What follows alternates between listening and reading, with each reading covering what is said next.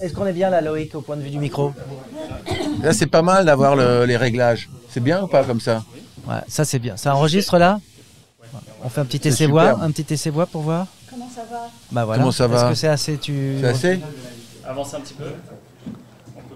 Vous voulez que j'avance? Là, c'est bon, c'est bon. Comme ça, Ouais, c'est très bien. C'est bien. Moi, j'adore ces petits moments aussi de. Mais oui, c'est comme ça. Hein, parce que nous, on met tout dans le podcast. Il n'y a bah, pas de montage. Que là, c'est déjà parti. Hein. Il faut le savoir. Déjà parti, ouais. Ah ben, je vous écoute. Maintenant, posez vos questions. Peut-être je répondrai, c'est pas sûr. Très directionnel. Alors, est-ce que vous avez reconnu sa voix? Alors, c'est extraordinaire parce qu'on a quand même une femme, une personnalité des médias très importante. Extrêmement importante. Et notamment de la télévision. Ouais. Et pour autant, tu n'as jamais été invité dans un podcast? C'est ce que tu me disais? Comment tu le sais? Bah, parce que je t'ai posé la question juste avant que ça commence. Ah bon, donc déjà, avant que ça commence, vous préparez les trucs. Ouais. Donc tout a l'air bidonné. Pas du tout. Pas du tout. Non, c'est ce que tu viens de dire. C'est vrai, t'as jamais fait de podcast? Non, c'est la première fois. Alors, le principe du podcast, c'est qu'on est vraiment, il n'y a pas de format, il n'y a pas de pub, il n'y a pas de chanson, contrairement à la radio. Et on parle de ce qu'on veut, il y a rien. Il peut même y avoir du bruit derrière, si des gens font le ménage, ou si tout. Quelqu'un dit quelque chose. Et est-ce que tu connais au moins le titre de notre podcast? Goûter. On va te le faire. 3, 4. Tenez, goûter, c'est délicieux. Ah bah voilà. Forte. Eh bien, nous avons l'immense honneur aujourd'hui, Jonathan, de recevoir Catherine Barma. Quelle classe de dire ça. Catherine, on a beaucoup travaillé ensemble. Moi, ce que j'ai toujours apprécié chez toi, c'est ton franc-parler. Alors, je vais raconter un petit peu notre rencontre. J'allais te poser la question. À l'époque, effectivement, dans l'émission de Laurent Ruquier qui s'appelait On a tout essayé, parce que j'ai démarré dans la quotidienne avant d'être sur hebdomadaire. On testait pas mal d'humoristes pour venir faire une chronique, un personnage. Et moi, donc j'ai cette idée de faire le copain d'avant à l'époque, où je demande quel est l'invité, et en fonction de l'invité, j'essaye d'imaginer, en ayant quelques informations au préalable, quel lycée, quel collège il a fréquenté, ce qu'il faisait comme sport, où il a grandi, tout ça, de créer un personnage qu'il aurait pu connaître pendant son adolescence. Donc j'écris le truc, et puis c'est validé par la rédaction, et je suis déguisé, je sais plus quel personnage je faisais, c'était le premier, donc j'étais quand même dans un trac immense, et je croise Catherine dans les couloirs qui me prend, parce qu'elle est très tactile, qui me prend par le bras comme ça, et qui me dit oui, j'ai lu ce que tu as écrit, c'est marrant, c'est bien, on en prend des choses et tout. Non, parce que je voyais ce que tu faisais avant sur Canal, c'était pas drôle, c'était vulgaire. Allez, bonne émission. Et donc je démarre avec cette pression, je sais que 20 minutes après, je suis en direct sur le plateau avec la productrice qui me dit bah voilà, c'est bien, mais avant c'était pas terrible. Et ça, je dois dire que c'est un petit peu ta marque de fabrique. Est-ce qu'il y a des gens qui l'ont mal pris parfois, cette façon que tu as assez directe de dire les choses? Peut-être, mais je m'en suis pas rendu compte, parce que j'ai vraiment pas l'impression de poser un problème quand je dis ça. Ouais. Je ne suis pas sûre que ça soit exactement passé comme ça.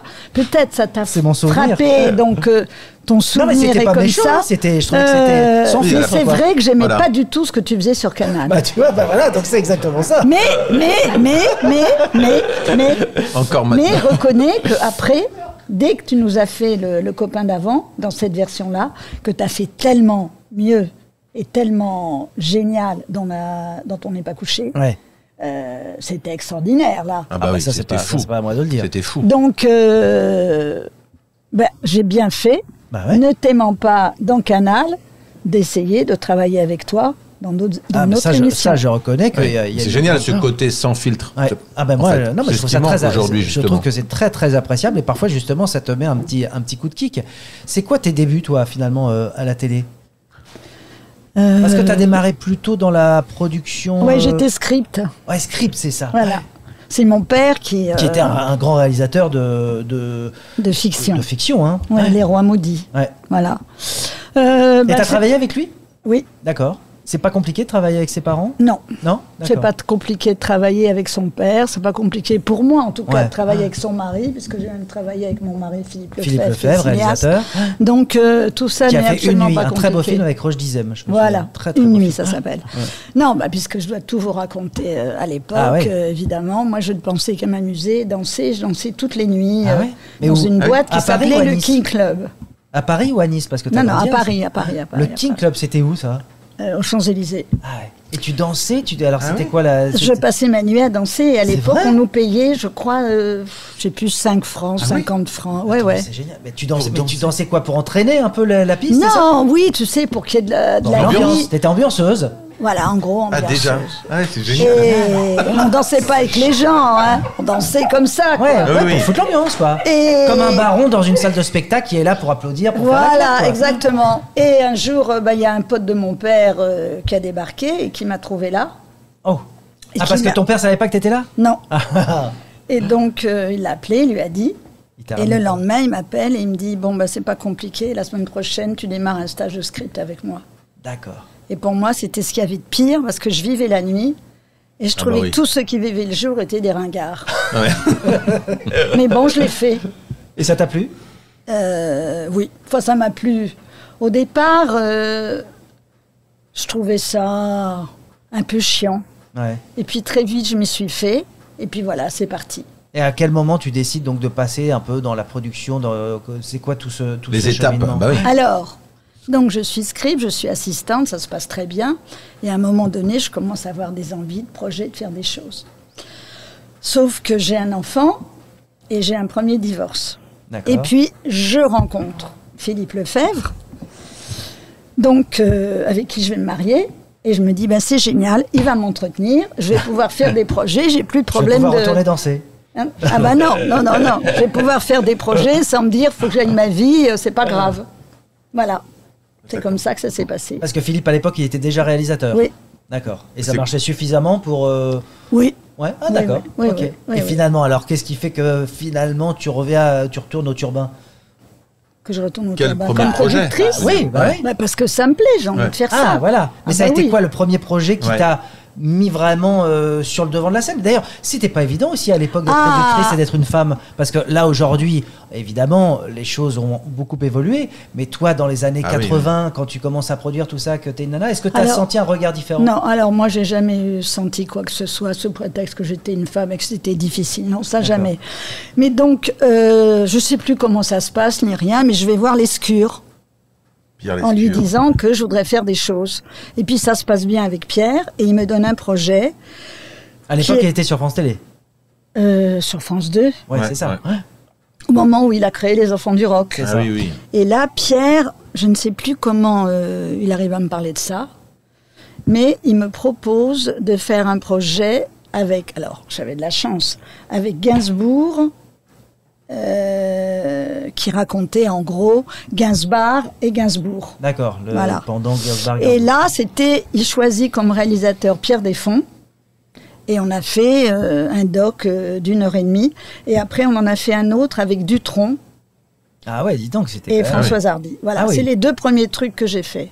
Après, Pierre, il est parti à Canal. Donc, il a fallu que je me débrouille toute seule. Et ce débrouillage, alors, ça va est arrivée Marie-France Brière, ouais.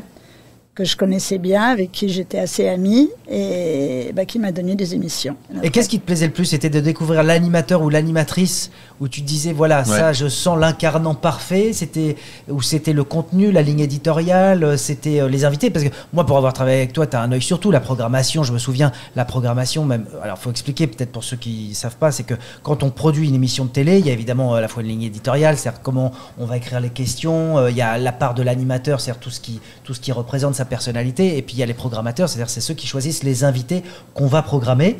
Et ça, toi aussi, tu étais très, je dirais pas intrusive, mais en tous les cas, tu aimais beaucoup choisir un peu les invités qui allaient avoir... Et d'ailleurs, j'en profite pour dire que dans notre émission, il y a ce qu'on appelle le pain surprise, qui est l'invité de l'invité, et dont on ignore plus ou moins l'identité. Et pour le déclencher, il te suffira d'appuyer sur la petite sonnette. Très bien, j'appuierai.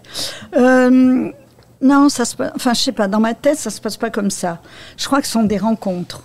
Moi, j'ai eu la chance quand même de connaître toujours c'était pas des animateurs, c'est jamais des animateurs, ce sont des personnalités. Bon, c'est vrai que c'est Marie-France. C'est quoi la différence pour toi entre un animateur et une personnalité? Mais c'est-à-dire que la personnalité, le programme va lui ressembler, il le porte. C'est ça. Alors qu'un animateur, on prend un concept et puis on dit, bon, un tel pourrait le faire, c'est jamais que lire un prompteur, après tout.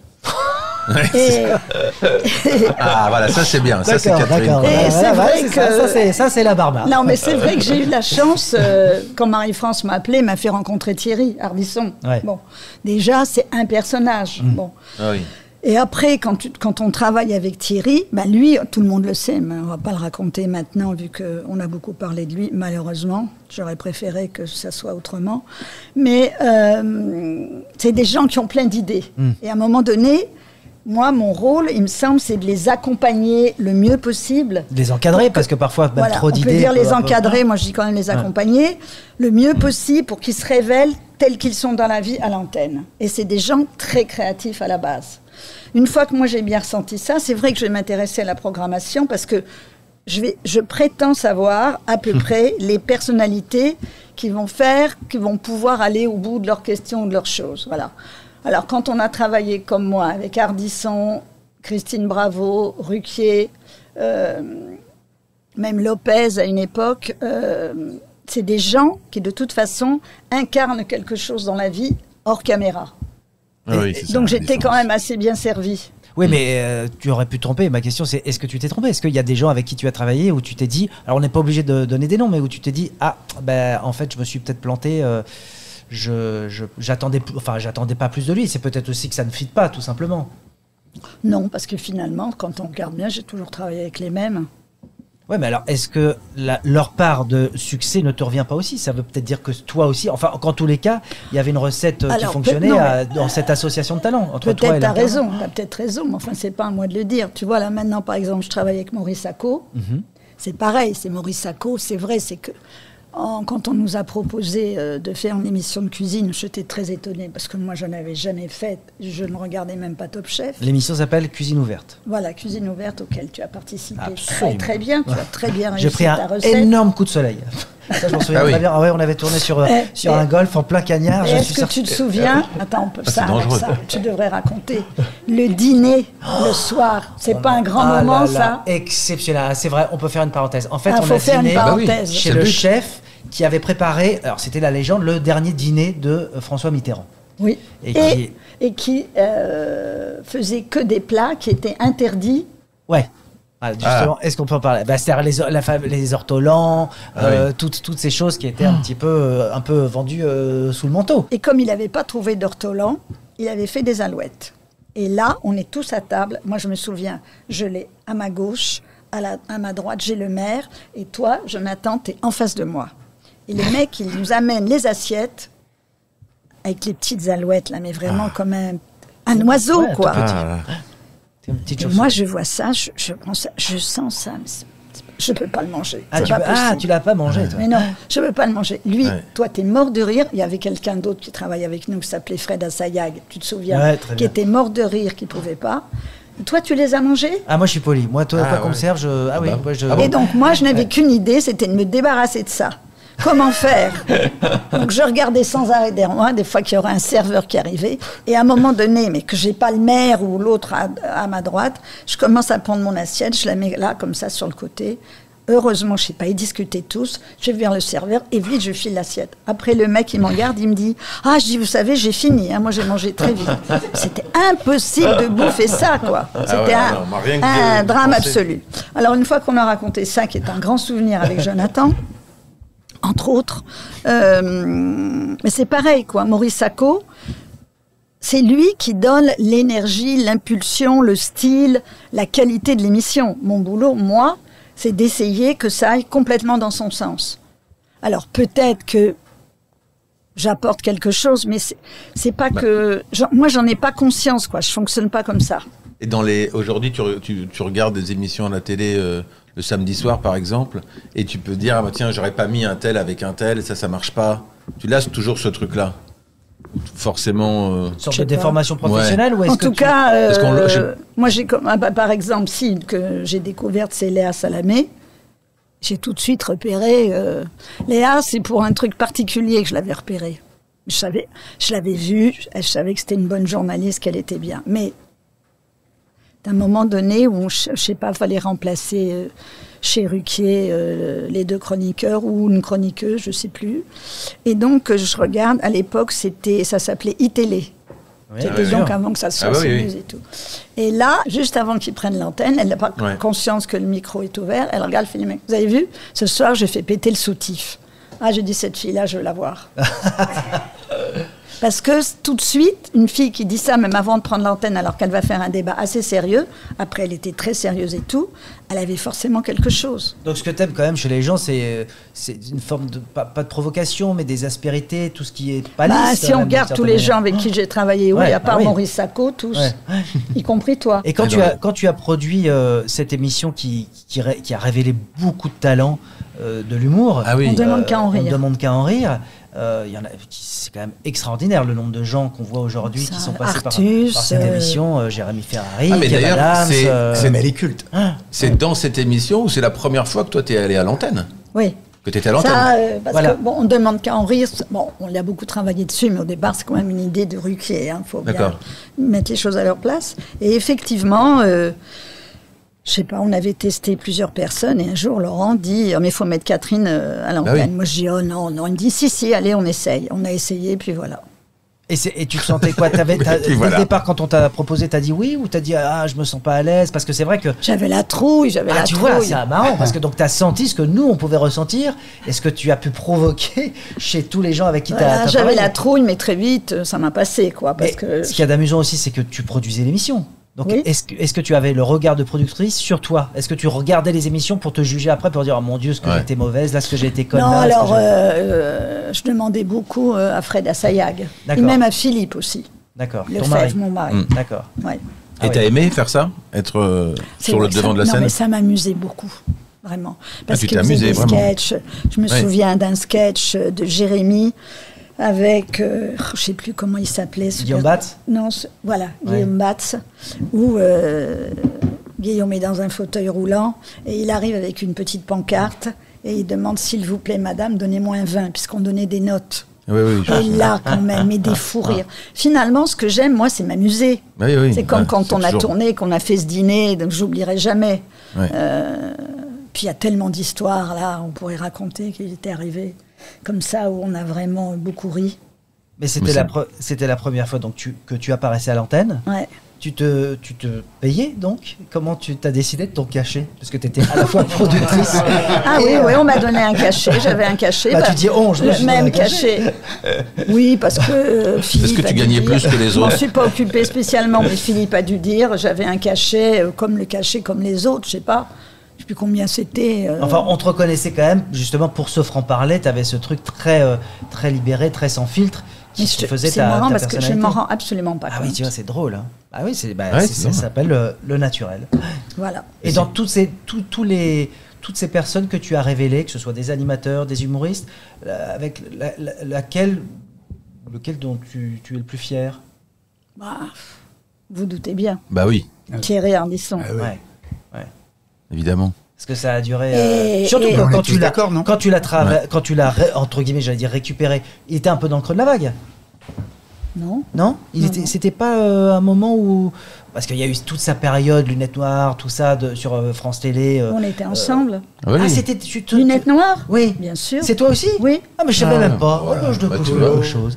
Ah d'accord. C'est double jeu où je suis pas là. Ah d'accord. Ok. Ouais, on était là. Oui, donc c'est combien d'années de, on va dire de production? Ah oui, 20 ans. Ouais. Et là, parce qu'il a, samedi, il y avait Audrey Crespo-Mara, sa femme. Et j'ai tellement d'admiration pour elle, comment elle arrive à parler de Thierry et ce qu'elle veut faire pour le faire vivre. Je trouve ça formidable. Parce que finalement, on se rend compte à quel point il a marqué une époque. Beaucoup plus que quand il était vivant. Et d'ailleurs, elle m'a raconté un truc, c'est que donc il avait écrit ce livre-là sur sa mort.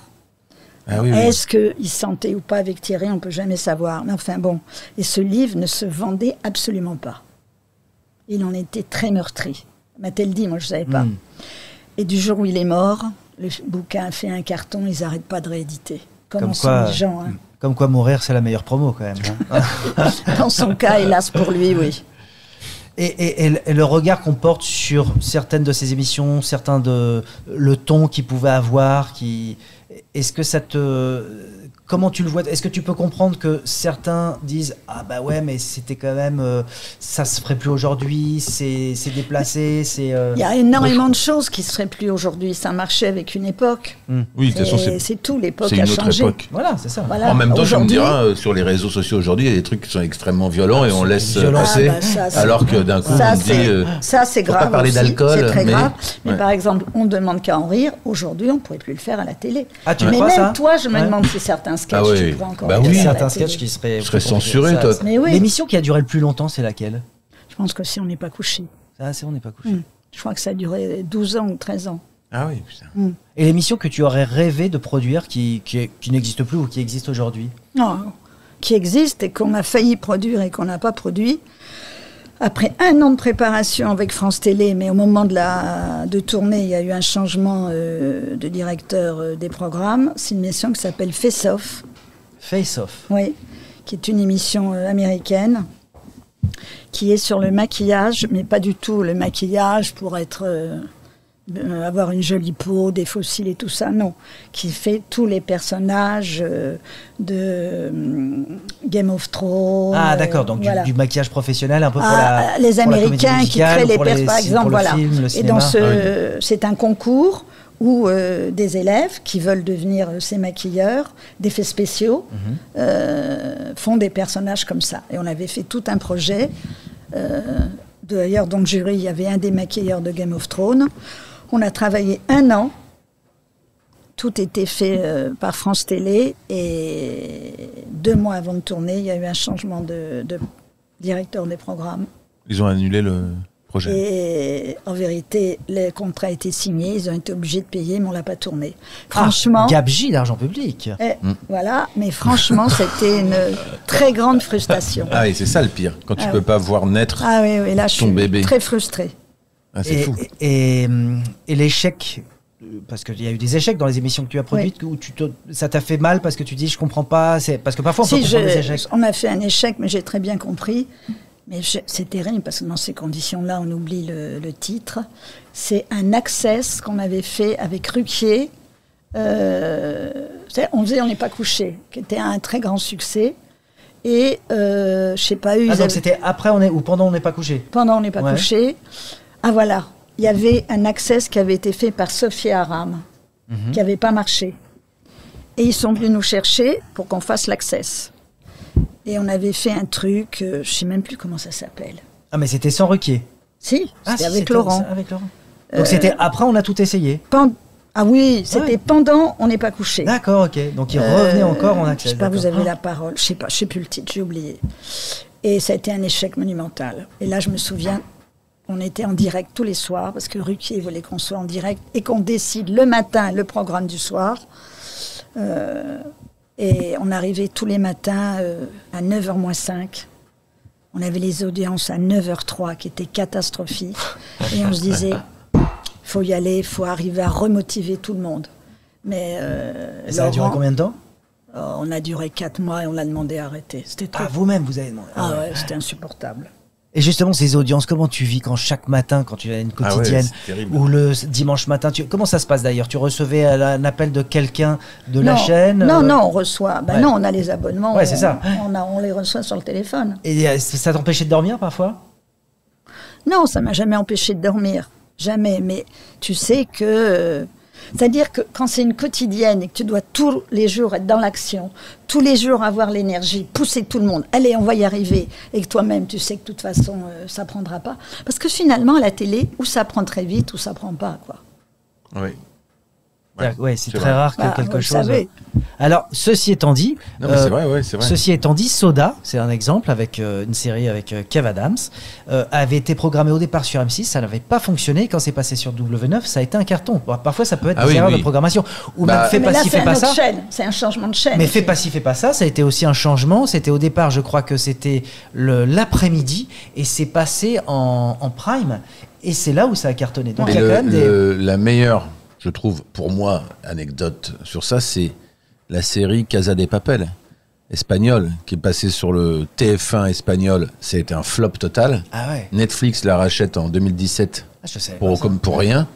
Sur Netflix, ça fait un carton mondial. Du coup, il y a 5 saisons derrière. le producteur, ils sont tous refaits. Hein. Et là, d'ailleurs, ils vont faire le nouveau plus gros projet.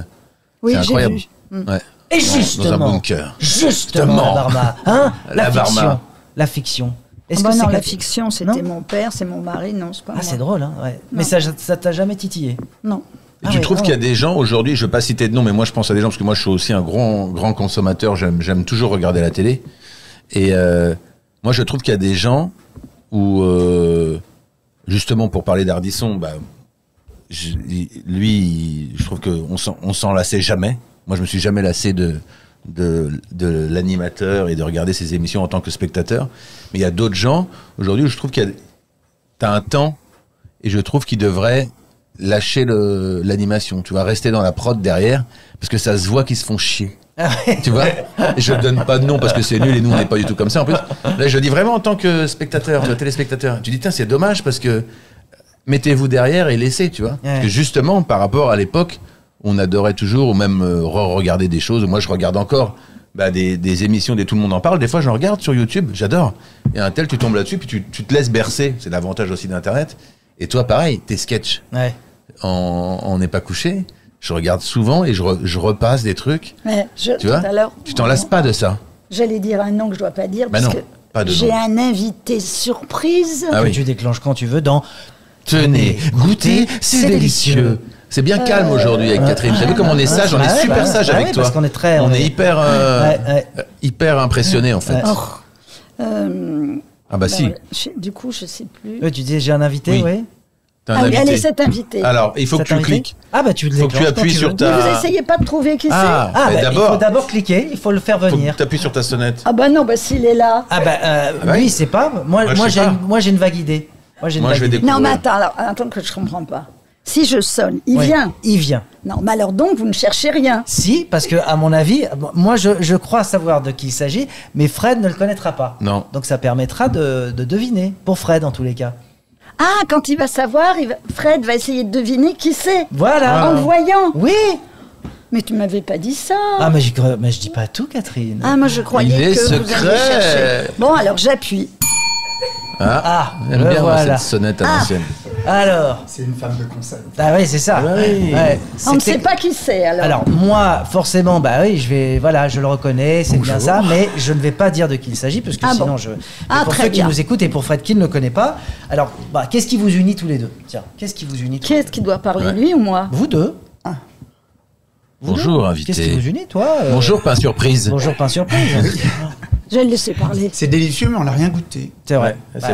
C'est pas l'heure de déjeuner ou de dîner. Alors, qu'est-ce qui nous unit? Tout. Ça fait combien de temps que vous vous connaissez? Eh bien, écoute, autant que toi. Ouais. 33 ans. Ouais. Voilà. Et vous êtes connu comment? Elle est venue dans mon resto. Pourquoi? J'ai pas le droit de dire ça. Si, au contraire, ça veut dire ça y est. Là, dans mon resto. Merde, ça y est, il a tout dit. C'est ni oui ni non, votre truc. Non, pas du tout, non, elle est venue dans ton resto. Bon, alors, je vais le reprendre, reprends-le, faut reprendre. Je parle de toi, tu parles de maintenant maintenant qu'on a dit que c'était dans son resto, en vérité, nous, on allait à Trouville. Et Deauville. Ouais. Et un jour, on croise quelqu'un qui est devenu un de ses grands amis, Carl Zéro, qui nous, je sais pas, on doit parler de oh là là, où est-ce qu'on pourrait aller dîner, un truc nouveau. Tu bossais avec lui à l'époque? Tu bossais avec Carl Zéro à l'époque? Non, j'ai jamais bossé avec Carl Zéro, moi. Et tout était peut-être un peu pépère, un peu, voilà, et on cherchait un endroit un peu T'avais envie différent. de danser encore, là. Voilà, et il nous dit, vous devriez aller au Catcha. On est allé au Catcha, et là, le flash.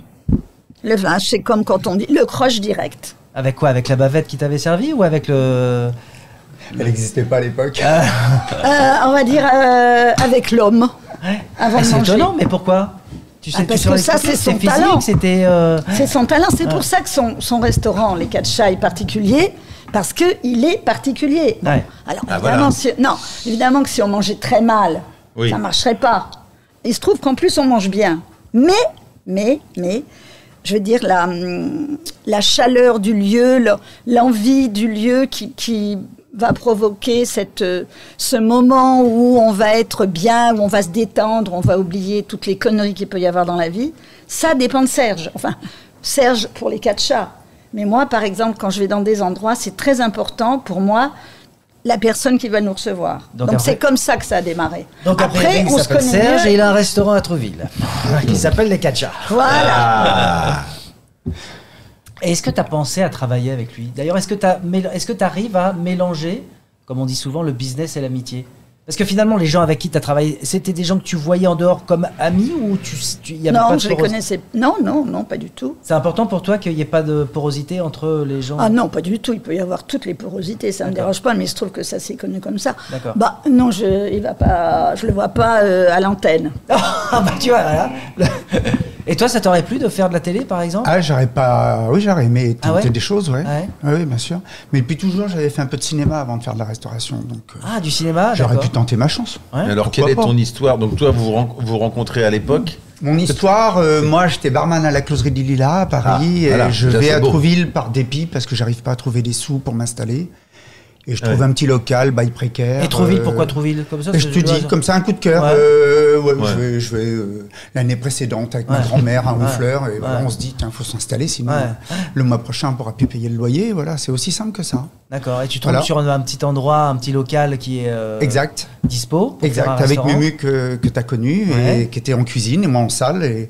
Et le soir, on se partageait la plonge et on a fait le buzz parce que tout était honnête, frais, pain maison, petite crèmerie, quoi, 5 entrées, 5 plats. Et puis un côté très maison familiale où on avait l'impression d'être chez l'habitant, quoi. Voilà, avec un esprit un peu parigot aussi en même temps. Une petite note, il fallait pas arriver en retard. Voilà.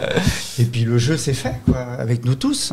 Et puis, quelques années, combien, ça fait quoi, 25 ans que ça existe? 33. Non, 33, on l'a dit, 33 ans que ça existe entre la première fois que tu ouvres un local et aujourd'hui où tu as trois restaurants, c'est ça qui se font face un peu. On a le Carrefour maintenant, mais surtout c'est le lieu emblématique du départ qui fait 12 mètres de hauteur sous plafond maintenant et qui est en mezzanine et qui est un endroit un peu improbable. On a démarré, on n'avait vraiment pas un sou. On a commencé avec notre lave-vaisselle, ça faisait 45 minutes de cycle, tu vois. Il fallait tourner le bouton pour qu'il aille un peu plus vite. Il y avait combien de couverts au départ? Au départ, il y en avait 50. Maintenant, dans cette salle-là, j'en mets plus que 35, mais avant, j'en mettais 50. Mais au total, maintenant, avec les 3 restaurants. Maintenant, t'en as 100 dans l'un, et puis t'as à peu près 170-200 places assises maintenant. Et une formation de cuisinier ou de chef ou non? Du tout. Moi, j'étais barman, fils de restaurateur. Voilà, j'avais ça dans le sang, mais j'étais nul J'étais bon en théorie, mais pas en pratique. Mais alors, tu me dis, on a eu un flash tous les deux parce que rien. Mais non, après, c'est des rencontres. Après, donc on vient là une première fois, on trouve ça sympa, bien, on mange bien. Bon, là, la deuxième fois, on revient. Et puis c'est devenu un peu le repère de voilà, c'est vrai que tous les gens des médias qui passaient un week-end à Deauville ou à Trouville. Ça, c'est ce qu'il a développé. Et tu m'avais raconté une fois que parfois la programmation, justement, se faisait dans ton restaurant, ou en tous les cas, il y a des choses des projets artistiques qui se sont faits dans ton restaurant. De quel projet artistique? Non, mais par exemple, tu me disais qu'un jour, Catherine avait rencontré un invité qu'elle voulait à tout prix avoir. Non, c'est Catherine qui arrive un jour, qui voit Omar Sharif, et elle me dit, c'est le côté tactile, toujours un peu comme ça de Catherine, et elle me dit, j'arrive pas à la voir pour Ardisson, je suis embêté, je peux dire ça? Et elle me dit, non, on est embêté avec son attaché de presse, on n'arrive pas à avoir le contact avec lui et tout. Et elle me dit, tu crois que tu peux? Je dis, écoute, bouge pas, laisse-moi 2 secondes, je vais voir Omar. Et je lui dis, écoute, il y a Catherine Barma qui est là, qui produit Ardisson et tout. Oh, mais j'adore Ardisson. Et je lui dis, est-ce que je peux te la présenter? Et il me dit, oui, avec plaisir. Et donc il la rencontre. Et en fait, surtout initialement, il devait faire Fogiel et pas Ardisson. C'était à l'époque. C'était à l'époque où il y avait Fogiel le vendredi soir et ils enregistraient le jeudi pour diffuser le samedi. Et donc du coup, je lui présente Omar et le contact se fait tout de suite et il fait Ardisson et pas Fogiel. Ah ouais. Mais c'est quand même plus sympa de se rencontrer dans ces conditions-là. Ça change tout. C'est un lieu, c'est une arme incroyable pour ça, bien sûr. D'ailleurs, moi, je classe les gens dans 2 catégories, les bons vivants et les autres. Moi, je suis dans les bons vivants. T'as beaucoup bossé dans ces conditions-là? C'est-à-dire que tu considérais effectivement que... Moi, je voyais quand on participait à l'émission, on allait tous dîner le soir, tous en équipe. Il y avait ce côté festif. Tu parlais de tes premiers pas, on va dire, sur les pistes de danse. Est-ce que tu considères que ce métier-là, qui parfois c'est un peu embourgeoisé, c'est un peu... Tu vois ce que je veux dire? Évidemment, sans alcool... Moins drôle, ce que je disais. La fête est plus folle, mais tu vois, voilà, il y a un truc peut-être moins drôle. Est-ce que c'est une époque qui est révolue d'après toi? Est-ce que pour toi, c'était important qu'il y ait, pour le coup, cette porosité entre le monde de la fête, le monde de la nuit et le boulot? Moi, je dirais pas porosité, c'est des questions de caractère. Moi, j'ai toujours travaillé avec des gens qui étaient comme ça. Ouais. Je sais plus qui est-ce qui a dit ça, qui a dit je pourrais pas travailler avec des gens avec qui je peux pas déjeuner ou dîner. Ouais, et ben moi, je suis un peu comme ça. Ouais, ça, je pense que c'est très important. Et justement, à part le boulot qui t'a, parce que tu manges de la télé, t'as fait de la télé, c'est quelque chose qui t'a obsédé quand même d'une certaine manière. C'est vrai. Est-ce que tu arrives à garder? Ah ouais, c'est-à-dire que tu arrives à garder une distance. Une distance, oui, mais c'est vrai, à un moment pour tes plaisirs personnels, pour ta famille, pour ton entourage. Alors déjà, ça m'a jamais obsédée, contrairement à ce qu'on pourrait croire. Ah, c'est drôle, parce que c'est vrai que... Non, il se trouve que j'ai fait ça, et peut-être que quand je fais les choses, j'aime les faire bien. Et j'aime pas perdre. Je suis plutôt pour perdre. Je suis plutôt pour réussir. Mais ça m'a jamais obsédée. Et là, ce qui pourrait m'obséder le plus maintenant, c'est qu'il n'y ait pas d'alouette à manger ce soir. On peut tout dire, puisqu'on peut tout dire, ok. Caroline, la femme de Serge qui est là. La femme à Serge. La femme à Serge, très important. La femme à Serge, qui est donc une amie, avec qui nous passons nos vacances pendant que monsieur travaille. Ah ouais, superbe. Et donc, ce qui m'obsède, c'est d'organiser des voyages, partir que dans des endroits où je vais surtout pas rencontrer des gens de la télé. Ah ouais. Voilà. Découvrir des choses. Et par exemple, cet été, j'ai fait le tour de l'Europe. D'accord. Mais c'est parce que justement... en voiture, avec mes chiens. Ah, nous y voilà. Nous avons 2 labradors. D'accord. Voilà, Rocco et Platon. Ça veut quand même dire... un noir et un blanc. Ça veut quand même dire que parfois tu sens un ras-le-bol aussi, t'as ce besoin-là, non? Non, je n'ai pas de ras-le-bol, mais la vie est faite comme ça. Je n'ai pas de ras-le-bol, je n'ai pas d'obsession. Tout le monde disait toujours, mais demain, si elle arrêtait de faire de la télé, non.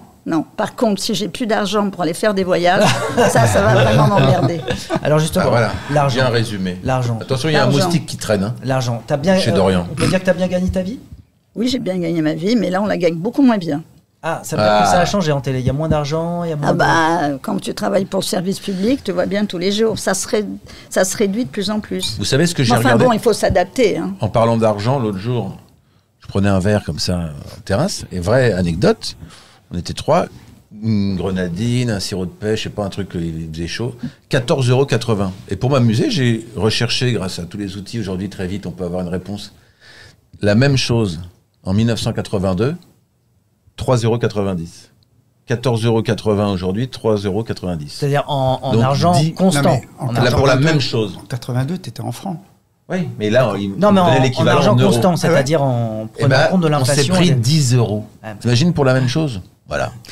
Alors, ce qui est important aussi, puisqu'on parle de prix, d'argent et tout, et qu'on peut revenir sur Serge, oui, c'est ça et son restaurant des 4 chats à Trouville. Un petit restaurant qui... Bien qu'il soit quand même obligé forcément d'augmenter ses prix par rapport à tout, ça reste raisonnable. C'est pas le genre de truc où on dit, bon, non, là, maintenant, c'est pas possible. Là, non, c'est trop cher. Alors qu'il y a plein d'endroits qui sont en train de devenir comme ça. C'est vrai que Serge, il a une espèce de respect. Je suis bistrot, moi. Il faut que les riches et les pauvres puissent se croiser. C'est ça l'intérêt du jeu. Et puis, on peut pas les très très pauvres non plus. Ouais, tu fais ce que tu veux, mais en tous les cas, voilà, tu vas à un Anglais avec une carafe d'eau, je t'aime autant. Surtout.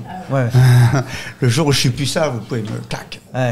Et toi-même, tu as été le premier spectateur, par exemple, de gens que tu aimais bien et qui sont venus manger dans ton resto? Est-ce qu'il y a des gens, quand ils sont venus dans ton restaurant, tu parlais d'Omar Sharif, il y a eu d'autres comédiens, d'autres comédiennes, Festival de Deauville, j'imagine qu'il y a beaucoup de comédiens qui y passent aussi.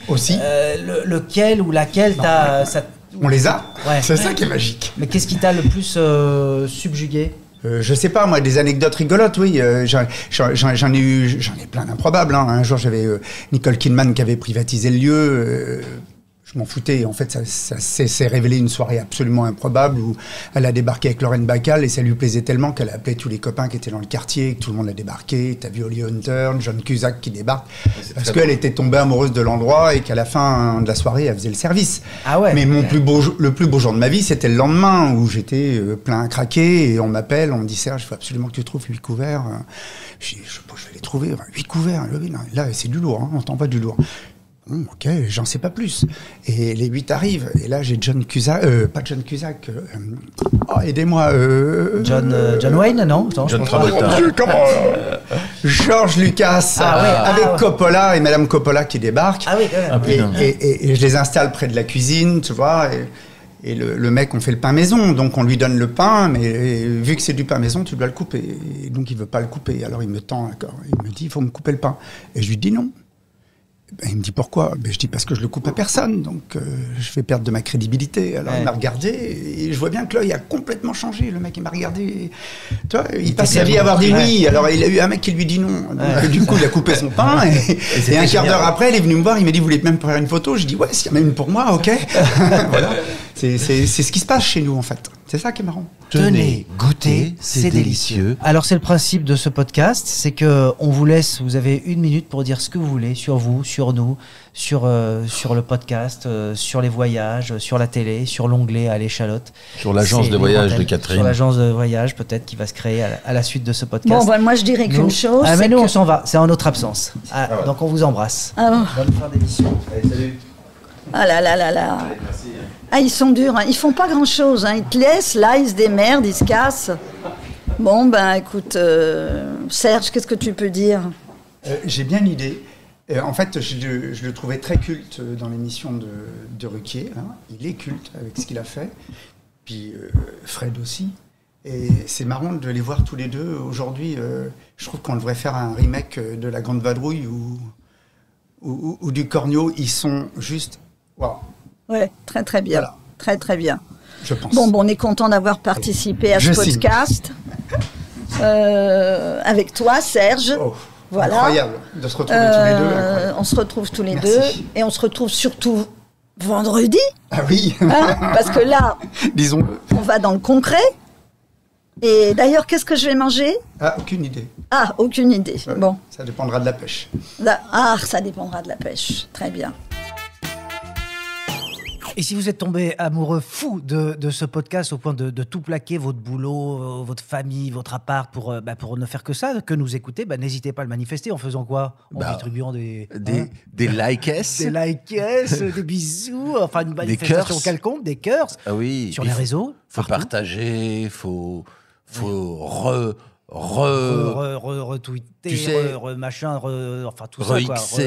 Re-instagrammer, re-tiktoker. Enfin bref. Le foutre partout, faut le balancer partout, faut en jeter sur les murs. C'est ça. Faut dire qu'est-ce que je les les aime. Partout dans la rue. Enfin voilà, dire que c'est génial. Parce que sinon quoi? C'est important. Sinon l'algorithme ne marche pas. Il faut que ça se diffuse, Jonathan. Un bel FDP. Donc partagez. Tenez, goûtez, c'est délicieux.